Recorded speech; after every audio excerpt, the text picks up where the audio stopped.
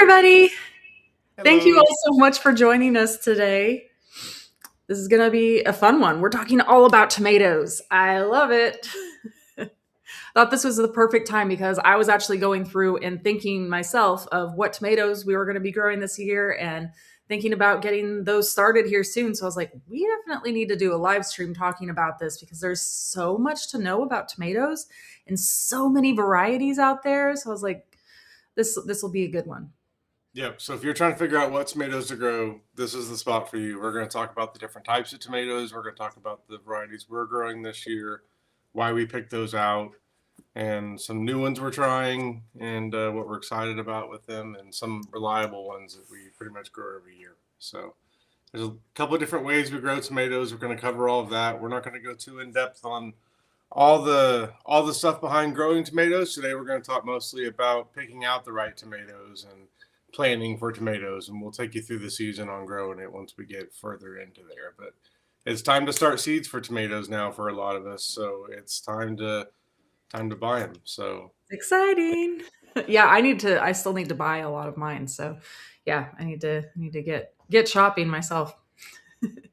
Well, awesome. Well, before we get too deep, I always forget to introduce ourselves. My name is Carrie and this is my husband Dale. We are the creators of the Seed to Spoon app. And if you don't already have it downloaded, thank you for popping that up. There you go. Scan that, get it downloaded, and it'll help walk you through growing.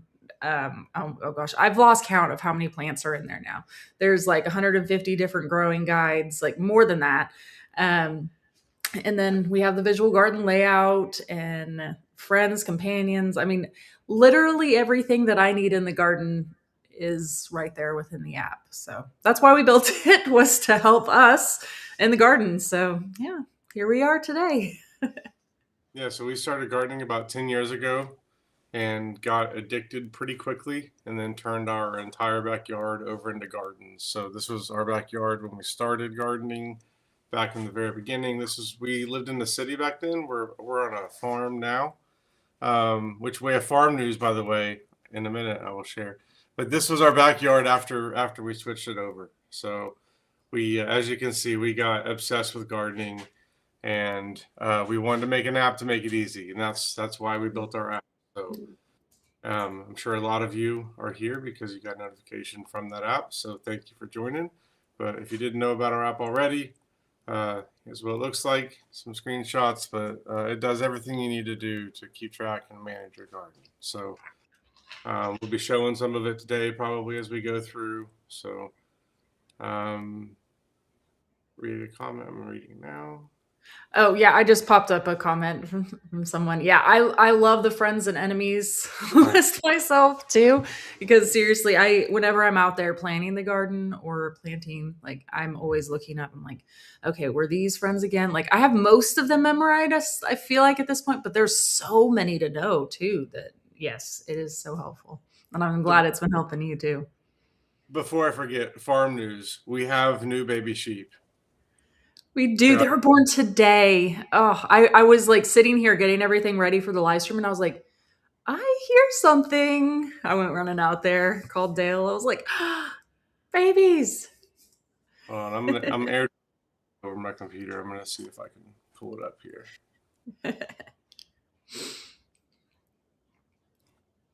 Y'all don't have to wait on me. You can keep going. We'll have the video ready here in a minute. Well, so I do want to let you know too.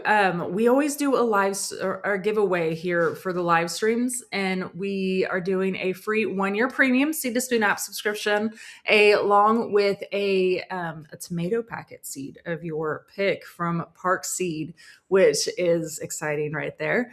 Help you get started on your tomato planting.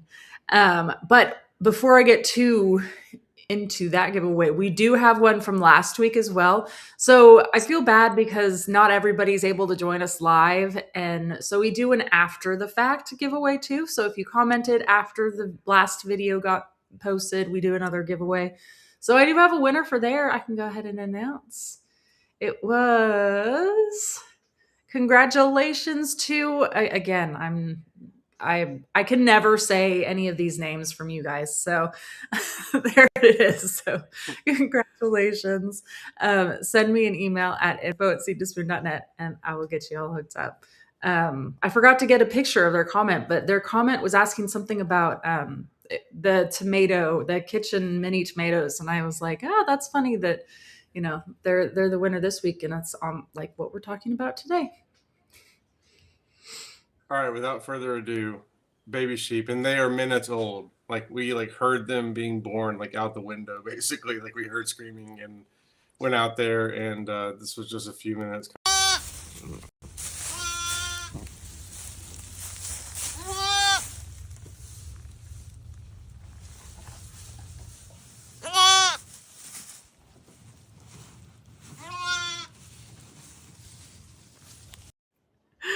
Oh, they're so cute. two little girls. So it's fun time on the farm. It's the time of the year when there's a lot of babies being born, and we've been kind of going out there and kind of waiting for it because we know that they're about ready. So it's a fun time of year. We'll have some more goats being born here soon, and yeah, it's fun. So Got the question if we milk the sheep. I have never milked our sheep. So, but I have milked the goats and we do milk them, but I have never milked the sheep before. yeah, the sheep are just lawnmowers for us and pets. They're friends also. So bandmates in a way. When Carrie and I were working on like songs together, we'd go out there and practice for the sheep. So yeah, it's they're just our friends at this point. They're fun. Okay, Anyway, tomatoes. yes, tomatoes. I know it's exciting. We had a fun right before this live stream. We were excited on that. So it's fresh news. Yep. Okay, so let's talk about what kind of tomatoes you should grow.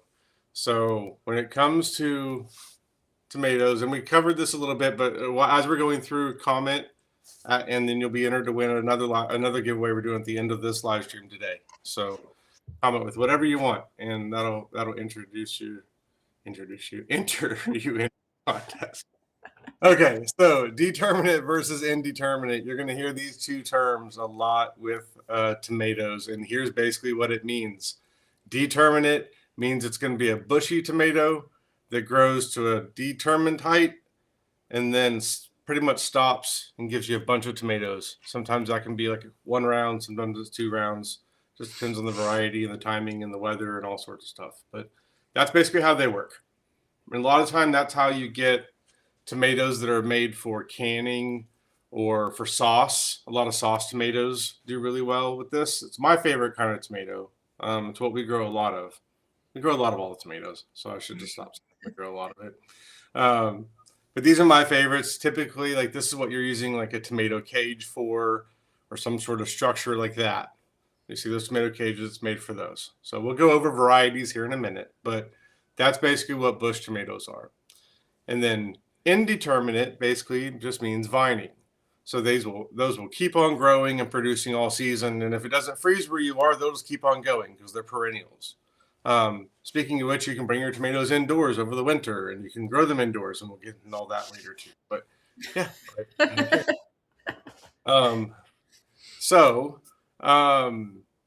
Vining tomatoes, that's where you're going to need like a trellis. Like we're growing those on cattle panels, or some people do like the Florida weave method, or there's all those different methods of vining. It takes more work, and it can be a little more challenging sometimes in places where you have really hot summers that with like brutal hot winds like we get here. So we do some vining tomatoes, and we have some strategies that we are going to talk about on like the types of varieties we try to do for vining to help with some of the issues there and some of the things we do about that. So and those are nice though, because you get tomatoes like all throughout the season. It's not just one big batch. So really like the cherry tomatoes because there's always tomatoes available to go out there and just grab a handful and dice them up and throw them on whatever I'm trying to have tomatoes on. So yeah, so I didn't get to read that comment before it went away. Oh no, I'm just popping up a few. The people like to do a mixture of both.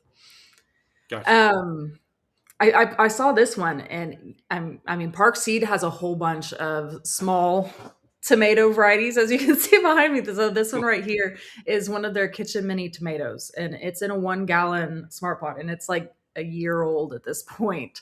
It's doing amazing, and still giving me a whole bunch of different ones. But yes, we will talk about some smaller. I think actually with the next slide we can pop over and talk a little bit about the small container varieties that you can do too.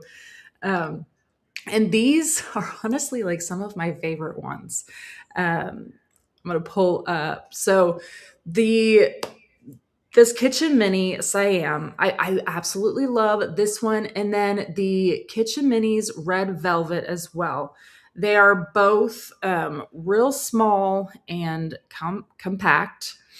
They get to be like a foot tall. I mean, like you can see it back here. Like this is the max height it's growing. And they just are amazing. I absolutely love them. And they will give you a whole bunch of little cherry tomatoes. But like I said, super tiny, very compact plants, perfect for container, perfect for indoor growing if you want to do that. We're even growing some in our green stock towers right now. They're just the perfect size for all of that.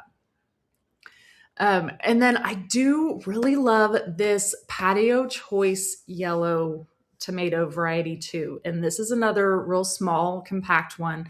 It is a little bit larger than the Kitchen Mini, but I mean, I say a little bit larger, but it does not get large at all. It's like 2 feet maybe, you know. But I have this one growing, and I wish I got a picture.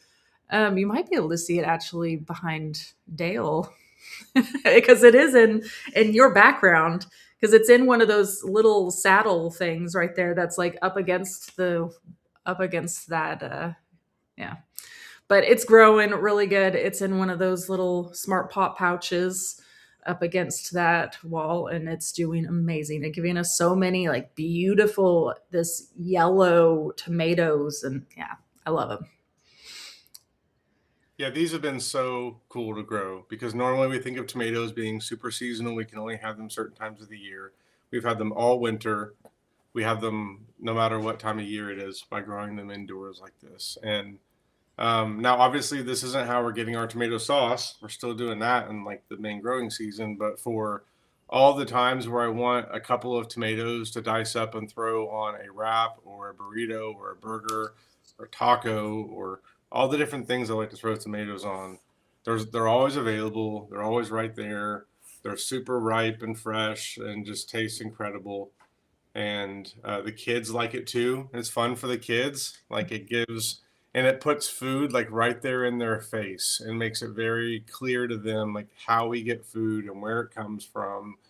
And they're living with their food. And I think that's a really important thing that I think that our kids like live with their food in a way because they really intrinsically understand where this stuff comes from and they have no problem eating this stuff. And I think that's Yeah, why. they watch us. Like last night we had like some hamburgers, and we have like mustard leaves growing and lettuce and spinach and all that. And I was out there harvesting, and then our 8-year-old comes out there and with some scissors and starts cutting some greens too.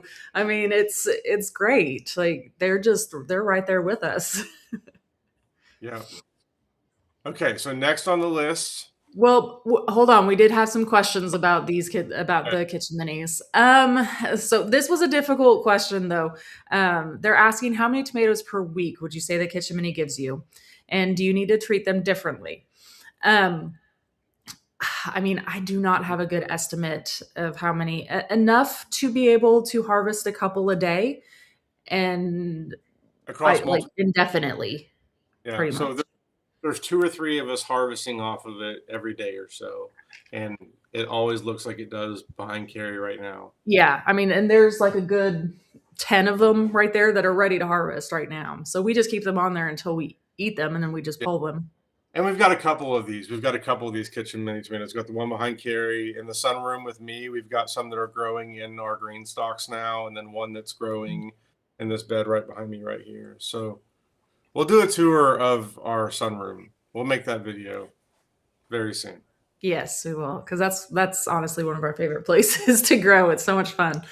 Yeah. So you asked about grow lights. So if you have a good like south facing window that gets lots of sun, you will not need to have any grow lights or anything special. I do not have that because we have a lot of trees back here and it's very shaded. So I do have a grow light, but it's one that I mean, you can't even tell that we have a grow light. It's just hanging right here on our sash, and it has little like fishing line attached up here to the top. You can kind of see it. Sorry, it's like weird point right there. It's like connected right there to like a little hook. But yeah, I mean, you can't even tell hardly. And I have them on little timers, so they sit perfect right there. Yeah, but they work perfect. If you don't have a south facing window, you can just throw some easy grow lights there too. Okay. Do we have any other questions on the container varieties? Yes. So what is the best size pot? So I grow all of mine in like a 1 gallon smart pot. These are all just like little small 1 gallon smart pots. I love them. And they do not get root bound because it is in a smart pot. I mean, smart pots are amazing for that. That's why I love growing in those. Um, I've honestly grown one time in a regular container, and I can't really answer if it will get root bound in a regular container, but it will not in a smart pot. So yeah. And then does one kitchen mini last you all winter? Yeah, I mean, this one is over a year old at this point. Like I've had it for a very long time. I started it. I don't even think I started last year. I think it was the year before I started it, like the fall, because I was like, oh, I want to make sure I have tomatoes over the winter. So I started it not this last fall, but the fall before that was when I started this one back here, and it's still going strong. And we've also had volunteer tomatoes or that have come off of these minis that have popped up inside of our green stock and some of the and like the cubbies we have there. So yeah, we're gonna have a lot of those kitchen minis this year. It's pretty awesome. So Donna was asking what soil I use for our kitchen minis here. Um, do you remember what it was called? It was like black bear. I always forget. Edvin, if you Edvin with Smart Pots, or if you're here, I think I saw you in the comments. Because he's the one that always pops in and tells me what the soil name is. But we do that. We also have a mixture of some that we make ourselves. And it's really just a mixture of like compost, vermiculite, and coconut coir, and that works perfect too. If But if you want to just buy like a little container, I think it was called like the Black Bear was the one. Oh, thank you, Edvin. Oh my goodness, I think we're both trying to tap it. Yes, thanks, Edvin. Yes, Sungrow Black Bear mix. Yeah. We did it again. I'm gonna stop clicking. We keep Continue. doing it. um yeah, so I usually go in and I fertilize these probably every few weeks, every like 3 weeks or so probably. And I log it all in our seed to spoon app so I can remember, because I can never remember when I did it last. And then I actually just use, it's sitting right up there here, this is what I use right here. It's the Espoma tomato tone fertilizer. So really all I do is just grab a little handful of this and just put it into the top of the soil, just work it in, and then I just give them a water, and that's it. I mean, it's super easy, very simple to do. Hard, yeah.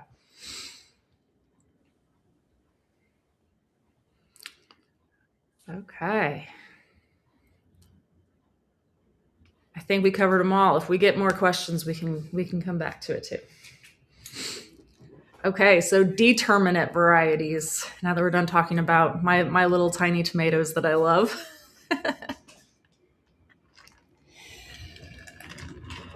So these are the ones that Dale was talking about earlier that are going to be like those bush varieties. These ones typically stay a little bit smaller than the indeterminates, And these ones are more ones that you will have in like a little tomato cage, which, by the way, if you're looking for tomato cages, this one right here has been my very favorite. It's actually like sturdy and holds up to Oklahoma winds.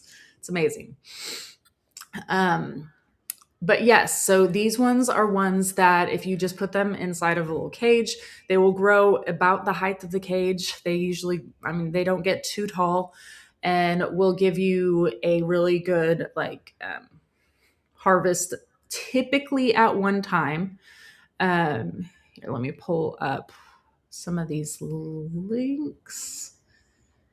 So Roma is probably going to be the one that you are the most familiar with, um, as being a good like one for paste and for sauces and all of that. Um, this Parkseed season starter mix is a really good one too, because this one will go a lot faster. So it will be one of the first tomatoes out there to give you a harvest. So that being said, it's a really good one too, like up north. If you don't get quite as much time to grow tomatoes, this will give you tomatoes faster, and like it's just a really good one.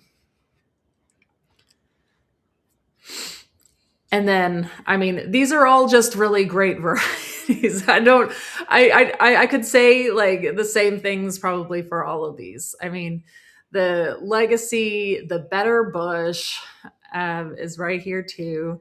These are all just really good, solid varieties that will just give you a whole bunch of tomatoes to be able to can or eat a whole bunch at once, make some sauce, all of that.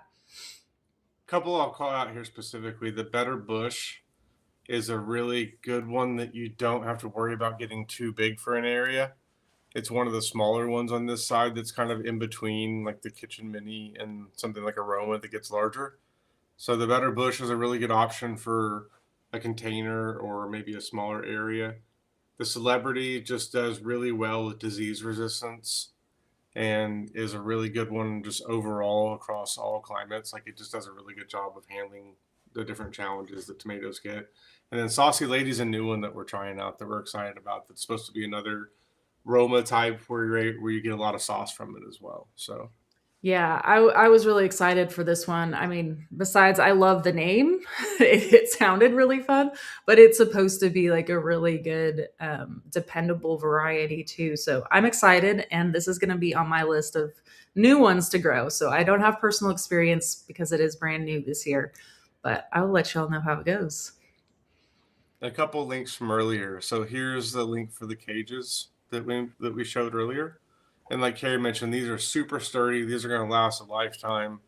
They are so much, and they collapse down for the winter, which is really nice. You can just kind of stack them up in the winter. Yeah, it's great because they just like fold flat. So it's so much easier than having those round ones because they always broke every single winter whenever we would go to store them. Yeah, and we really tested them by allowing our goats to go trample over our garden, and they went into where they weren't supposed to, and then they like bent these up, and then I was able to just like bend it right back in place, and it was just fine. You can't tell anything even happened to it. So they've been really tested, like they've been goat tested. Is what I'm trying to say. So yeah, we're pretty rough on equipment around here. So if I tell you something's gonna last for a while, believe it. Trust me, because we are. Yeah, and all of our other tomato cages like are broken where they got like the hinges where like there's this really bad like weld there like is broken apart, and now they're just like hazards where you're walking around, you're trying not to get stabbed off broken tomato cages. That's the Yeah. life of the farm now. So Yeah. So that's why we were like switching over to these ones. yeah, It's less dangerous. yeah. And then also the espoma fertilizer, here's a link to that as well. Okay, do we have any questions on any of the determinants before we go We on? did get a question about the cages. I don't know the exact There's height. is they've got 39-inch and 48-inch. The 48-inch are out of stock right now, but the 39-inch are in stock, and I will check and see what's up with the 48-inch and see if how soon we'll have those. So Sorry, I wasn't on the screen too. I'm hopping in. Let's see. Sherry wants to know, do you think tomatoes grow better in soil or hydroponics?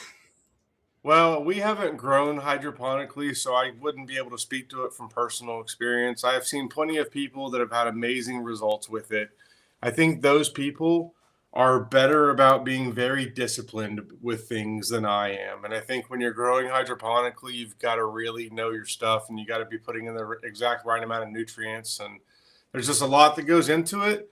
And a lot goes into every other part of my life. And I like gardening to be simple. And I like to be, I just go out and put my hands in the dirt and I get food from it and I connect to the earth. So like that's my perspective on it. So I think you can do really well either way. And some people love doing the hydroponic way. And maybe at some point in my life, I'll be done trying to figure stuff out on computers all day. And I'll have like the mental capacity to go figure stuff out on computers in a hydroponic system. So, but right now, I just like connecting with the soil. So I think you can grow tomatoes either way. And I've seen success both ways. I think the easiest way is in the soil, the easiest way is in a smart pot, because then you have more control over the soil and you can move that tomato around if there's a hailstorm coming or a tornado coming or whatever else we got in Oklahoma that's coming. So that's those are my thoughts on that question. Well, Cami was asking, do you think pitching off is good or bad? So let's move to indeterminate and kind of talk a little bit about this question as well, because that's going to come Yeah, up here in just a minute as well, too. yeah. Okay, so we talked about earlier about indeterminates, how they keep on growing, keep on growing. So we'll talk about some strategies about that, and pinching off is one of them here in a minute. But first, let's go through and talk about some of our favorite varieties of indeterminates. So right off the bat, the Parks Whopper is the best tomato we've grown when it comes to having like that tomato on the right over there. It's like a full size, like traditional looking. If you were to draw a cartoon of a tomato, that's that tomato right there, and it tastes incredible. It's great for slicing. It's like it's a legit tomato. Okay, so that's our favorite one of those.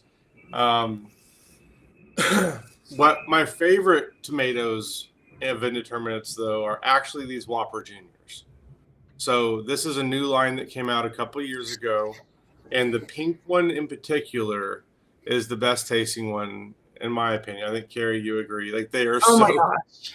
I've They, never liked snacking on tomatoes like that. yes, but there's something different about they're just so sweet. Like they taste so good. Like the other ones, I'm like, yeah, this tastes good. It tastes like a tomato. I'll go put it in something to eat it.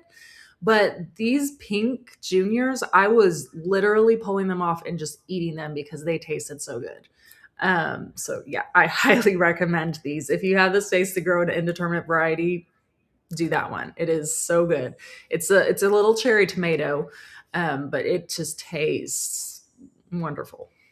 And the really simple way to do a trellis on this, I say it's simple if you have a truck. If you don't have a truck, that's probably more complicated. But get a cattle panel and then put it on its side and put T-posts in the ground. Carrie, do we have a picture somewhere of this? Of I don't what I was pulling up. What's know, or I don't know if we had it in here already, of a cattle panel, like a trellis, but not arch, not an arch, just like a sideways one. But that's yeah. So here we go.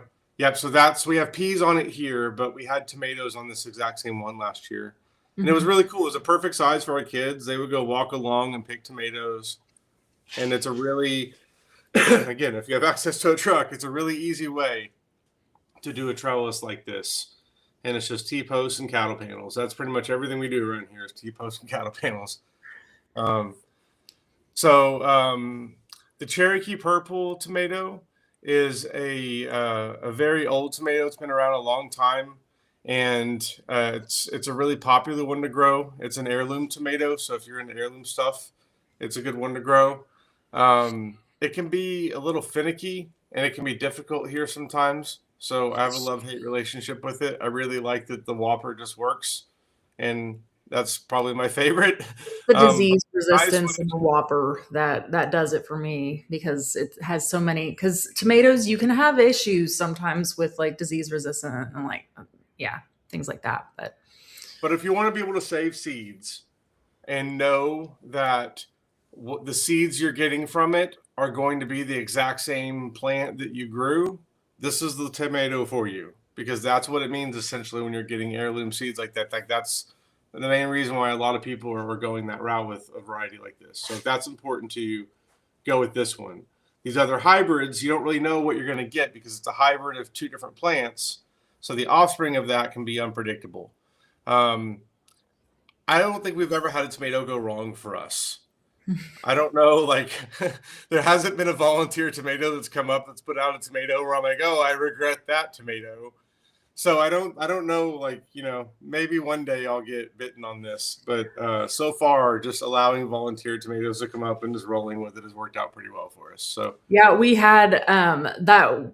It was actually Park Swapper Red that we had that it was along that same trellis that we had that I just showed. And it had so many little cherry tomatoes on there. We had so many drop. And the next spring, we had probably like 20 different volunteer tomatoes in there that I was literally, I was digging them up and moving them around and just transplanting them in different places. And it worked great for me. Like it was amazing. I loved it. It was extremely prolific. a couple others that are on this list. I'm going to call out San Marzano here because it is a tomato that's typically grown for tomato sauce. A lot of indeterminate tomatoes are more of slicers or, um, like the small tomatoes and not really the paste tomatoes. San Marzano is an exception to that. So San Marzano and Roma compare nicely together if you grow both, because Roma will give you that big bunch of tomatoes at once, and then San Marzano will kind of keep producing throughout the summer, and then you could do another round of Roma in the fall. So that's a nice strategy to go with if you want to do canning tomatoes, is use San Marzano in those months when the Romas aren't going to be producing, and then you're able to get more of that type of tomato for fresh sauces and stuff like that throughout the summer. And then this super sweet 100 cherry tomato seed, it's always a super popular one. I've already seen a couple of you guys chatting about it in the comments section, but it really is one that is always super dependable and reliable, and of course lives up to its name, super sweet. It is amazing determinate variety. I love it. And then I, of course, have to talk about black crim tomatoes. I grew these for the first time last year. Oh, they were so much fun to grow and they were beautiful too. It's so unique. That's why I like growing the Cherokee purple too, just because they're unique and they look different. And I love growing these ones because they just taste so good. I really liked the black crim ones. So I'm definitely going to be growing the black crim seeds again this year. I want to call out too. This is one of our seeds that are under $3, and there's a ton of seeds on our website now that are under $3. If you go to the deals section on Park Seed, there's a seeds under $3 section. So go look in there because there's a ton of really good deals. You also get flat rate shipping on seed only orders. I think it's like $5.95 shipping for seed only orders. But if you order over $75, you get free shipping. So Or if they're a yearly seed to spoon then you winner, also get, you get free shipping all of the time. So on any order, yep, might be one of you guys with this giveaway today. Do you want to show them real quick how to find that on the website? yeah.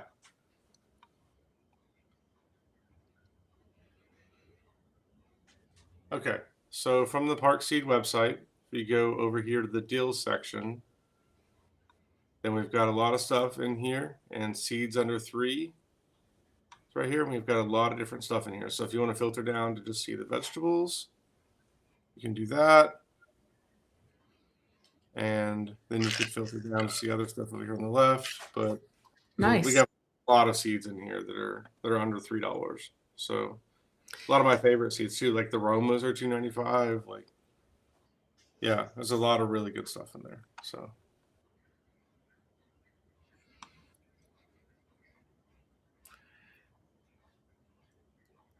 Yes, I absolutely agree. They are very unique looking and beautiful. I love them. And they're another like real they were pretty large too, so I love them.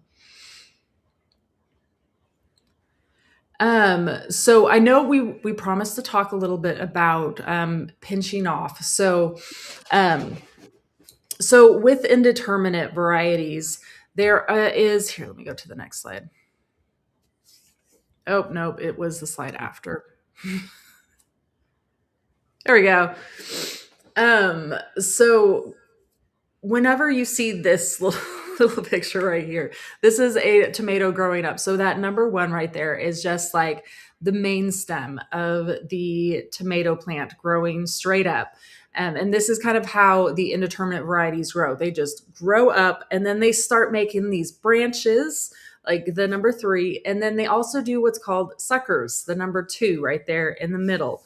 A lot of people do go through and pinch off these suckers.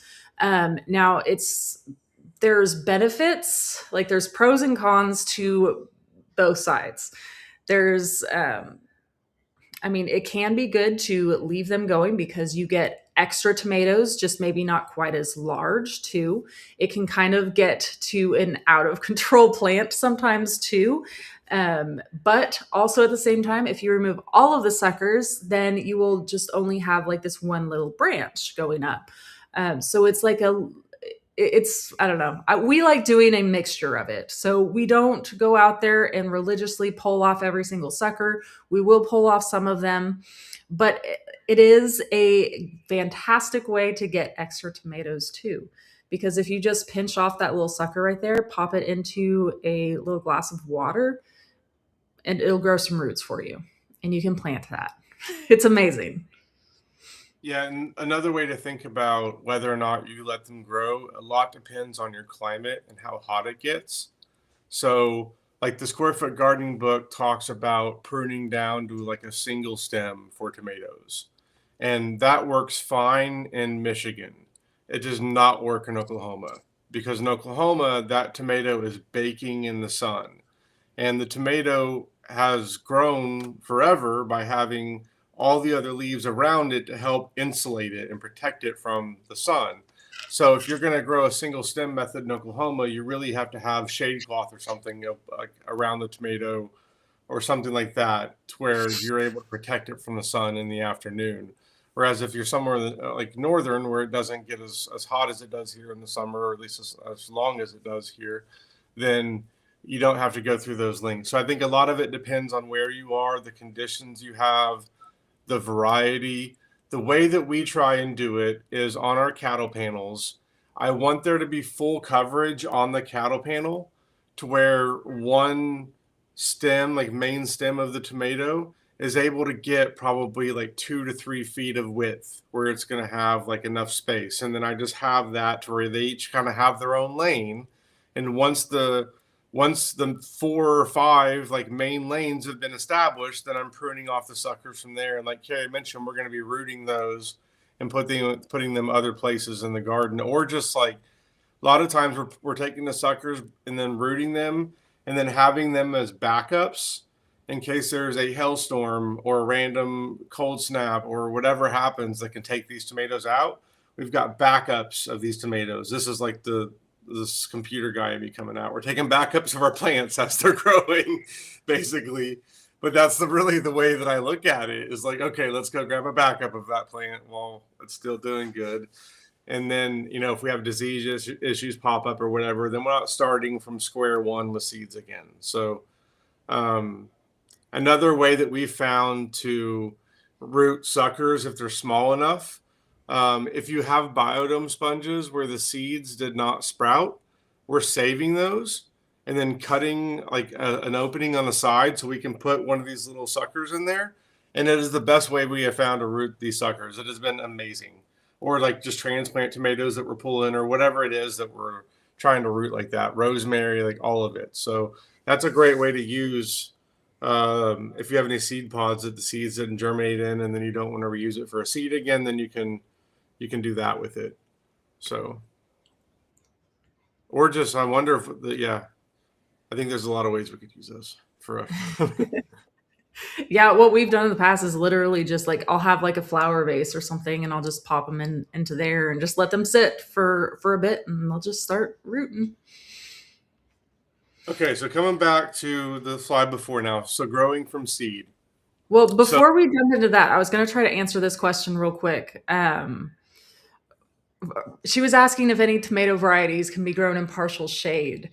And I will say, I think Dale kind of touched on this a little bit too, with how he was talking about the branches almost giving shade to the tomato plant too. But a lot of our tomatoes, especially in like the heat of the summer, will appreciate some partial shade. As long as it does get plenty of sun, like in the morning or in the afternoon, usually it will do just fine. 4 to 6, Um, depending on how intense, but if it gets 6 hours of good sun, then you're good to go. yeah. Some of the tomatoes we've ever had have been on the side of the house that gets shade starting at noon or 1 o'clock. Those have been the best tomatoes we've ever had.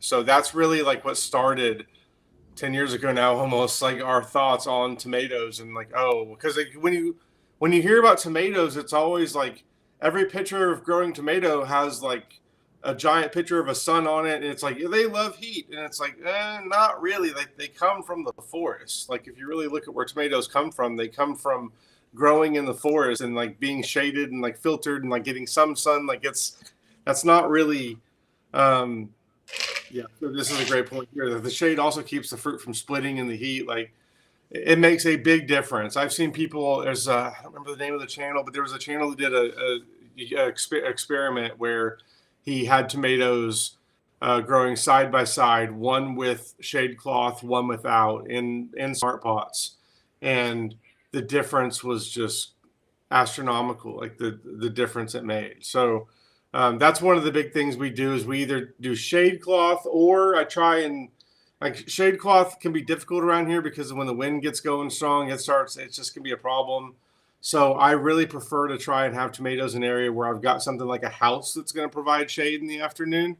So I don't have to worry as much about, setting up structures and stuff. Or we've also built shade walls in the past, and those have been effective, where we use 8-foot T-posts, put them on the side of a garden bed, and then attach shade cloth to that. Or like sometimes we've even done the wire mesh that you can get at like Home Depot or Lowe's. It's over in like the concrete section. We've gotten those and just attached them up on the side, and then grown things that like the heat up it, so it creates a wall. And then those tomatoes are on the side of it. So that's the way we've handled it in the past. Okay, Um, so Really quick, I know we'll talk about seeds, but I've seen this question pop up a couple times. So asking about like the differences between the organic seeds and the non-organic seeds, and if it's a big deal. Okay, so this is going to come down to personal preference more than anything. Here are my personal thoughts on it. I care about eating organic food more than I care about growing organic seeds. If a plant was uh, grown in a way that was not organic, um, the likelihood of whatever methods were used going into the seeds are probably low. Now, I'm not a scientist. I could be way off on this. This is just my personal opinion, but that's the way that I look at it. I'm not super strict when it comes to organic stuff the way that I would be if I'm going to the grocery store and I'm buying greens or something like that. I really want to go for the organic ones because I don't want to eat spinach that's had like pesticides sprayed on it and been sitting there. Like, that's what I'm trying to avoid. I don't see like where the pesticide is going to go like into the plant and then be part of the process where when it makes the seed and then end up in the seed and then end up in that leaf that I eat from that.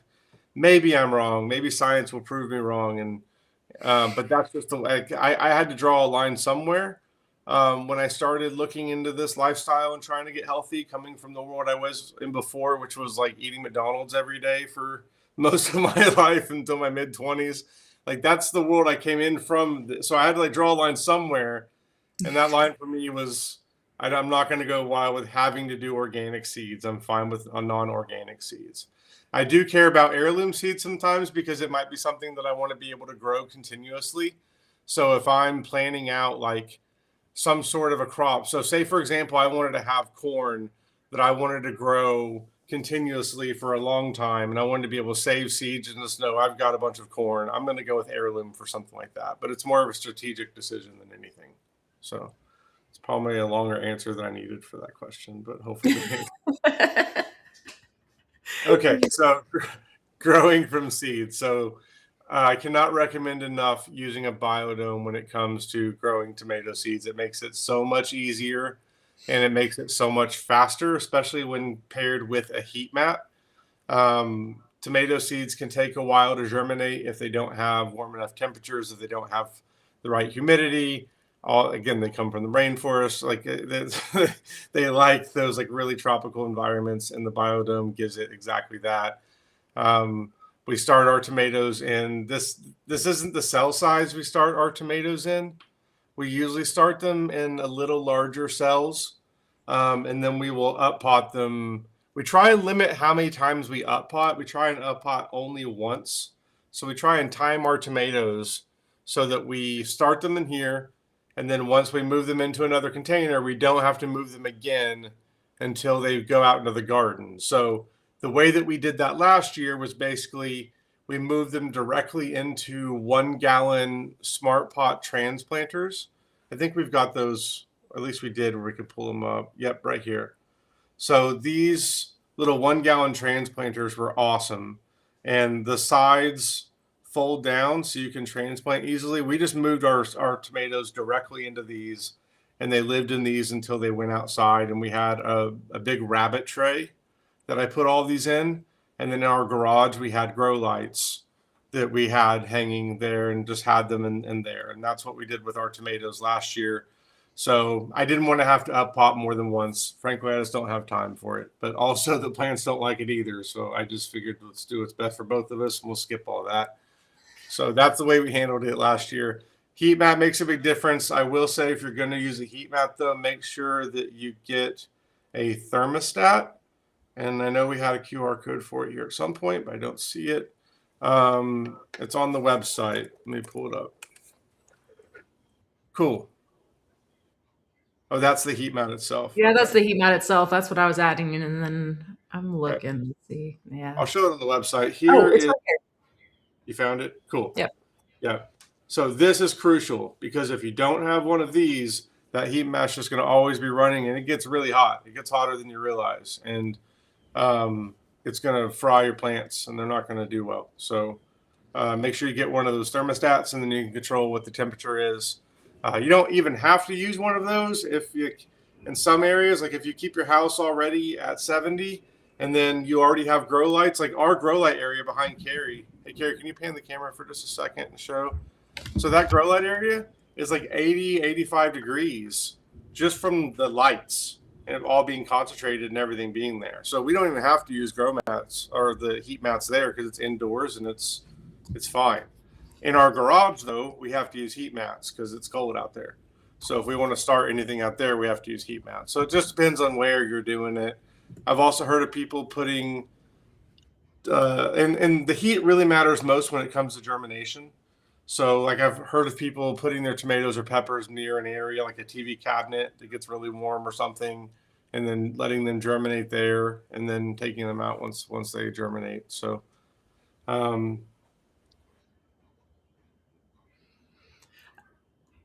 We had a question about up potting too. Yes, I agree. Up potting is the worst if you have to do that so many times. So yes, like Dale says, those 1 gallon are amazing. But usually we just put one transplant in there and we just let them kind of take over that entire spot. It's going to feel silly for a few weeks because you're going to look at this space where you got like all this space and one tiny little tomato. It gets big in a hurry. Mhm. And now some people will transplant it first into a 4-inch pot and then up pot from that into another one. If you have time to do that, that's fine. I don't have time, and we have the space to be able to just go directly into the 1 gallon. So I I just save myself the trouble of having to do because every time that you up pot introduces shock and stress into the plant. So the more that you can limit how much you do that, the better off you're going to be.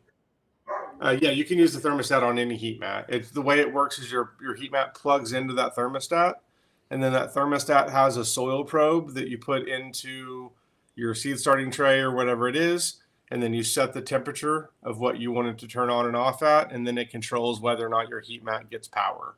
So that's the way it works. It'll can work with any heat mat or really anything that you want to be able to turn on or off with, um, you know, the thermostat. So.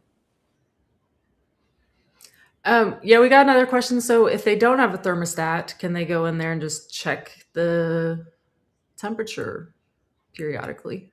You can, um, you can, and you may just have to like get on a schedule of turning the heat mat on for a certain number of hours, or like just figure out what the temperature is, like how long it takes, and then you could set like a timer to turn it on or off at certain times if you want to do that. That would also work. The main point is just make sure you know what the temperature is and don't let it get too hot for that plant. And every seed is a little different in what's too hot for it. Like for spinach, 70 is getting too hot for it. We're struggling to germinate seeds at 70 with spinach, whereas peppers like it all the way up to 90 to germinate. So it really just depends on what it is.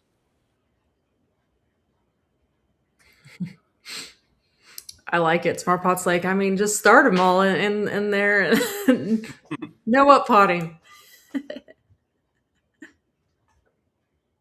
Okay. So we've got 8 minutes left. Let's cover companions now. So we've talked about tomatoes, but it's just as important to think about what you're going to be growing with these tomatoes and to grab those seeds now as well, because what you grow with the tomato makes a huge difference. And here are the reasons why. Number one, pests. If you grow things like basil and marigolds and garlic, Nasturtium, calendula, yeah, all these things here oregano. around tomatoes, it will make it harder for the pests that like tomatoes to find that tomato. So it's kind of blew my mind when I first learned this, but I mean, this makes sense when you think about it. Pests basically find what they're looking for through, among other things, their sense of smell. So if you have a tomato plant that is surrounded by a bunch of very strong scented other things that pest doesn't like, then it makes it, or it basically camouflages your tomato. It makes it hard for it to find it. Or if you have a pest that finds one tomato plant, but it's separated by a border of basil or marigolds or whatever, again, it makes it harder for it to find what it's looking for. So that's one of the reasons for companion planting. But there's other reasons as well, especially with tomatoes. So there have been a ton of studies that have shown that if you grow basil alongside with tomatoes, that it enhances the flavor of tomatoes. They've grown together for a very long time and they do really well together. So I recommend picking out a variety of different types of basil. There's a lot of different varieties of basil and they all have their own unique purpose for us. And it's really nice to be able to have different flavors. So that's one of the great things about basil is you could have something like a lemon basil and a cinnamon Thai basil. And although they're the same plant, they taste so radically different that you can make some rice and then throw this basil in with either one. And then now the batch of rice tastes completely different. And you can make meals that taste different day to day by using pretty much the same ingredients and then just throwing in different herbs. So, and then when it comes to tomato sauce and pesto and all that kind of stuff, you're going to need basil for that. So, our app has a whole list of companions for tomatoes. So if you want to see other tomatoes that we have, you can check out our app. And when you go to tomatoes, then you can go to companions and it will show you all of the companion plants Yeah, that. so this is only a small list that we had on the PowerPoint there, but yeah, I mean, as you can see, there's a lot of amazing companions right here. And then also a few enemies too, like things you might want to avoid planting next to your tomatoes too. So this is super helpful.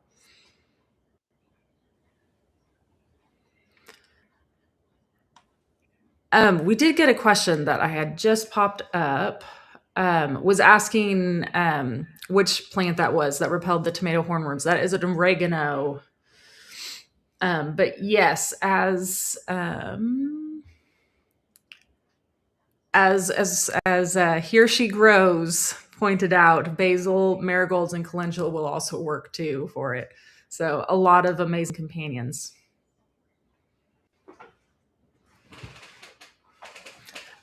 Sorry, I have to plug in my computer. I just got a warning. I was like, oh, I didn't realize I wasn't plugged in. Okay, so how close do companion plants have to be? Um, so it depends too on what benefit you're trying to get. So things like the marigolds, for them to be able to like help with the nematodes in the soil, you're going to need them to be sharing the same soil. Um, other things like that are bringing in like pollinators or helping with pests, like just having them in the vicinity of them is going to help. I do like to plant like my marigolds and basil like right on top of my tomatoes though, because I think they're beautiful and they always help too. So I'm like, I just pop them right there right next to it. And on a related note, we haven't had any issues. So, like last year, for example, we had tomatoes in the middle of a bed, and then we had marigolds around on one side, and then basil kind of mixed around, and they just all kind of worked together. So there weren't any issues with it shading out. Now it's also the middle of the summer, so the sun is directly overhead. There's not a lot of shading issues with angles and stuff like that going on. So I think that's one of the things that's going for it. This is the time of year that you're growing this kind of stuff.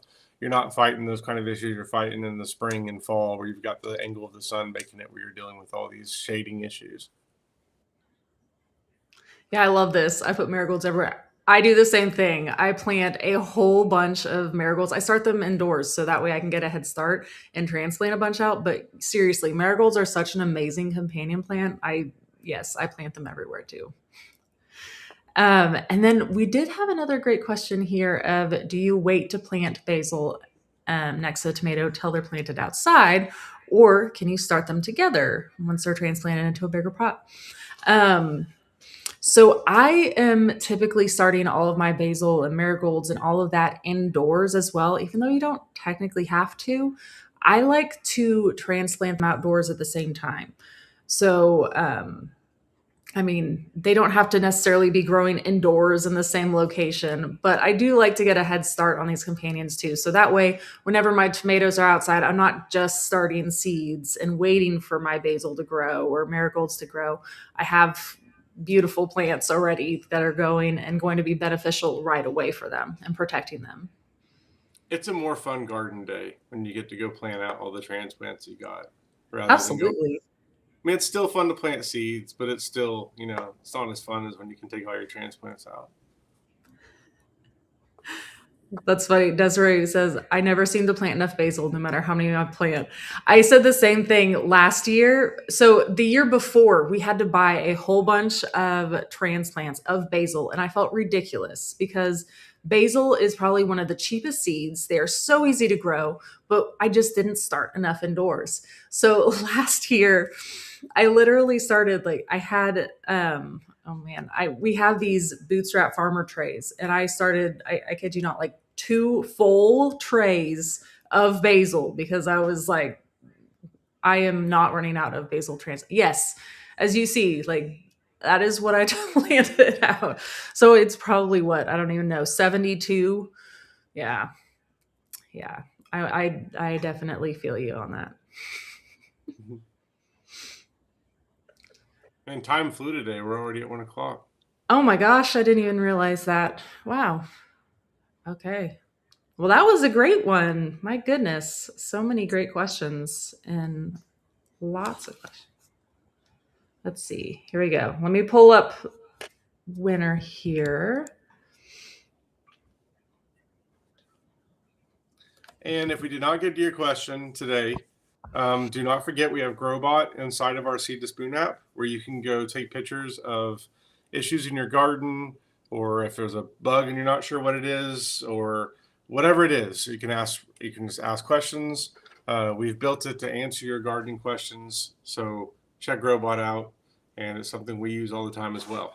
I mean, we're always going in and taking pictures, especially this time of year when we have all these sprouts coming up. We don't like to just randomly pull everything we think's a weed because sometimes we're surprised by what's coming up. So there's a lot of taking pictures of sprouts and what is this? And yeah. Okay. Welcome, Amber. Awesome. Yep, we do these every Tuesday, same time, same place. So we're always here chatting and hanging out. Yeah. Okay, so we have a giveaway we're going to be doing for a free 1-year premium Seed to Spoon app subscription. So a lot of those things that Dale was talking about, as well as a packet of tomato seeds from Park Seed. So congratulations. Here She Grows NJ. Email us at info@seedtospoon.net. We'll get you all hooked up with your free subscription along with your seeds. It's exciting. And if you are watching this after the fact, or if you are here right now and didn't win, pop into the comments after this post to YouTube and go in there and leave a comment, and you'll be entered in to win again next week. So, yeah. And one more Okay. time before we go, now's the time to stock up. So I don't know why that hydromat thing keeps going. There you go. So now's the time to stock up on seeds. It's free shipping on any order over $75. And don't forget, it's free shipping all the time if you're a yearly subscriber to the Seed to Spoon app. But we have a lot of deals right now. We have a lot of seeds are under $3. There's a lot of seed collections that we have as well.